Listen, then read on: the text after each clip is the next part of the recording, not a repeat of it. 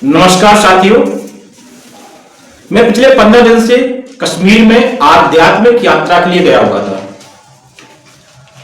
आध्यात्मिक यात्रा मेरे लिए एक्साइटमेंट थी क्योंकि मुझे लग रहा था साथ साथ में मैं कश्मीर भी घूमने जाऊंगा, गुलमर्ग सोनमर्ग की बर्फ की पहाड़ियों पे घूमूंगा। लेकिन जब मैं कश्मीर पहुंचा, मैंने अपनी आध्यात्मिक यात्रा प्रारंभ की, चिंतन किया, आध्यात्म को जाना। कश्मीर में जाने के बाद जब मैंने आध्यात्मिक यात्रा प्रारंभ की तब मैंने यह जाना कि आध्यात्मिक होना हर व्यक्ति के लिए आवश्यक है। आध्यात्मिक के बारे में कुछ भ्रांतियां थी मेरे मन में कि आध्यात्मिक एक योगा है या आध्यात्मिक एक धार्मिक है। आध्यात्मिक होने के लिए हमें किसी विशेष प्रकार के कपड़े पहनने होंगे, कई सारी कंठी माला डाली होंगी, लेकिन ऐसा कुछ भी नहीं है। आध्यात्म एक सहज सरल जीवन है।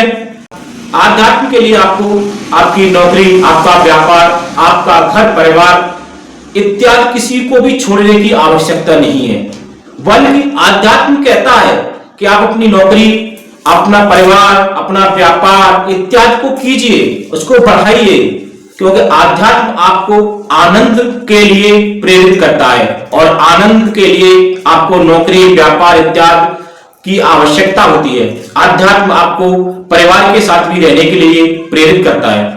आध्यात्म का जो मुख्य मकसद है वह है जीवन में आनंद प्राप्त करना, और जीवन में आनंद प्राप्त करने के लिए हर एक व्यक्ति को आध्यात्म होना चाहिए, आध्यात्म का ज्ञान होना चाहिए।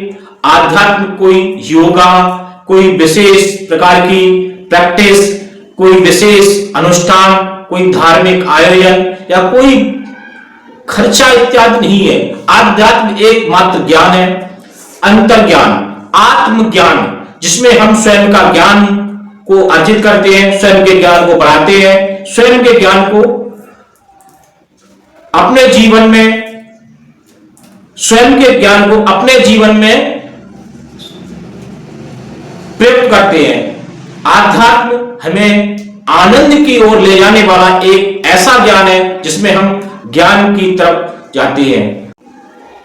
आध्यात्म ज्ञान का वह मार्ग है जिसमें हमें ज्ञान के साथ साथ में आनंद, संतुष्टि और मोक्ष की प्राप्ति होती है। आध्यात्म में मोक्ष कुशल पूर्वक जीवन, आनंदमय जीवन को ही कहा गया है। जीवन में आनंदित होना ही आध्यात्म में मोक्ष कहा गया है। मोक्ष यानी कि जीवन में आनंदित रहना। आनंदित रहने के लिए किस प्रकार से हमें क्या सोचना चाहिए, क्या करना चाहिए? करना तो कुछ नहीं, सिर्फ सोचना, क्या सोचना चाहिए, यही हमें आध्यात्म सिखाता है। आध्यात्म हमें कुछ भी अलग से कुछ नहीं करना।